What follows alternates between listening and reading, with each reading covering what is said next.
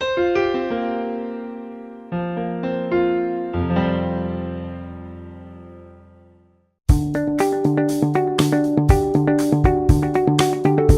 will charitable giving look like in the next 2 years? A highly reliable resource is now available for your fundraising planning.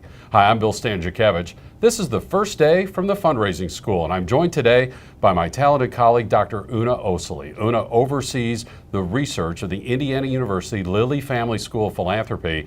And frankly, we're so fortunate that she's able to be with us at this table because she truly is in demand across the world to speak about charitable giving here in the United States and also in international context. So Una, thanks so much for being with us.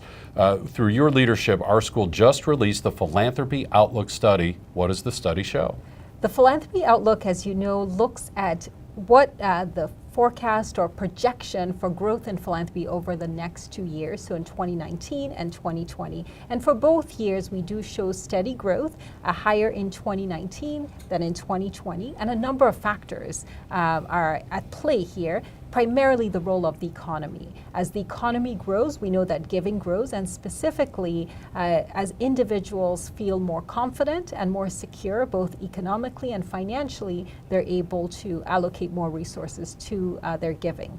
When people have more money, they give more money, the so-called wealth effect. Absolutely. And that's why this study looks at this wide range of economic indicators to try to look ahead on what charitable giving will look like. What are some of the percentages that you think could be possible in these next 2 years?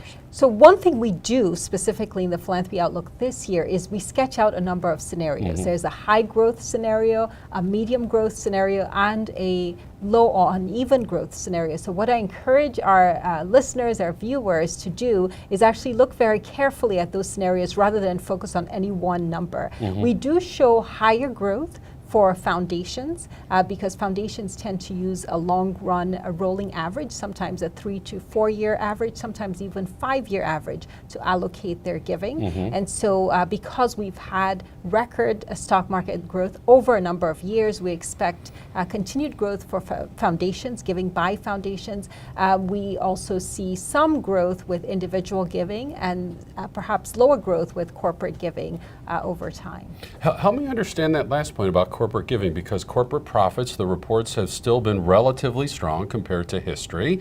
The corporate profits often drive corporate giving. Why is there the possibility that our fundraisers maybe should not expect as much from corporations in these next 2 years? What we've seen over time is that corporations respond to industry aggregates rather than overall economic growth. So although overall corporate profits have been high, this varies by industry, and certainly we're seeing some industries not do as well in this economy as others. So the advice for the fundraisers in the audience is really to pay attention to their specific corporate donors, the industry-wide performance measures, and how those communities are faring.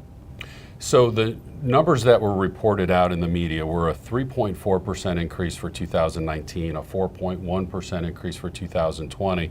But as you mentioned, those are more averages of the three scenarios. Again, how can that be useful data for the fundraiser? So I would recommend for fundraisers to use that as a bit of a benchmarking, to use it as a way of planning, but then also to look at their own donors and to look at their own industry and how that particular subsector is faring. As we know, overall, that those numbers give you a bit of a target, a bit of a contextual sense, but each organization is going to be very different, and the factors that drive giving are going to be slightly different from one organization to another.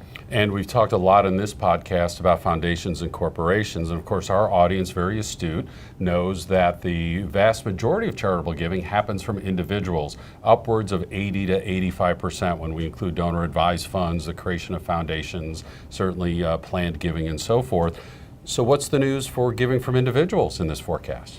So what we know is that individual giving is continuing to be the big driver of charitable giving, just like we've seen in the past. So individual giving should still be the foundation of all planning, certainly reaching individual donors. But increasingly what we're seeing is that individuals are using a variety of vehicles. They're also evolving in how they give. So paying attention to that overall context, whether that individual gives from their foundation or whether they give directly. So paying attention to all the different sources sources of giving, as well as the particular subsector, because we do have some subsector aggregates in the report as well.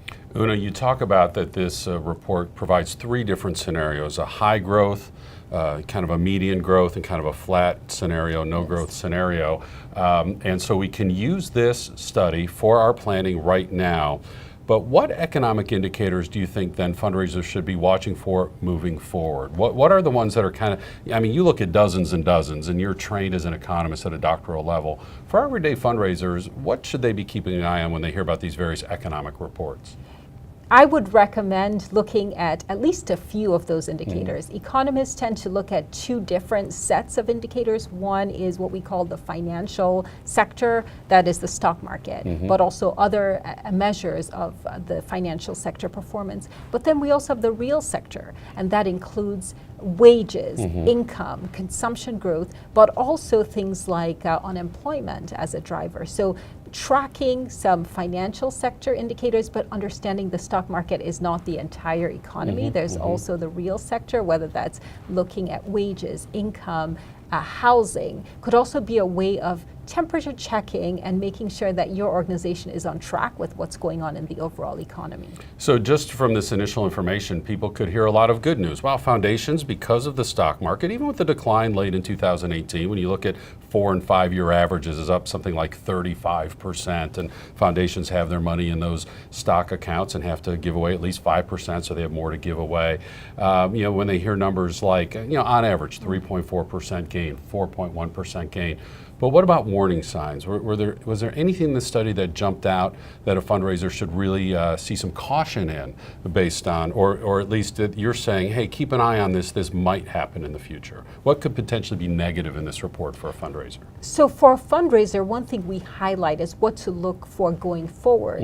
So particularly as we highlighted, the stock market, volatility, uncertainty in the stock market can have a negative impact on overall giving, simply because if individuals are less certain about their overall economic and financial position, they're going to give less. Similarly for foundations, since they do use a rolling average, stock market volatility in 2019 will have an impact on 2020 giving. So we do raise all of those indicators, lift them up, so that not just tracking them looking backwards, but also going forward.